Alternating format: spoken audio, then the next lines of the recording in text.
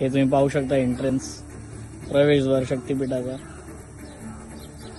खूपच सुंदर आणि आयुष्यात एकदा इथे यावं. खूप भारी वाटेल, खूप भारी वाटेल. मन प्रसन्न झालं.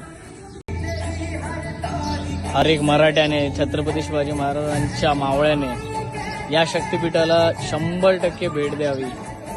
कारण इथे येऊन जे अनुभवलंय ते फक्त इथे येऊनच तुम्ही फील करू शकता. कारण गुजबम्स अंगावर शहारे आलेत.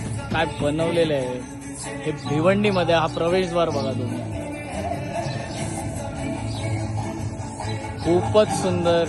आणि इथे एका मूवीची शूटिंग सुद्धा झालेली आहे. महाराजांना जी मानवंदना इथं दिलेली आहे, 100% सगळ्यांनी इथे येऊन व्हिजिट द्यावी एकदा. जय शिवराय.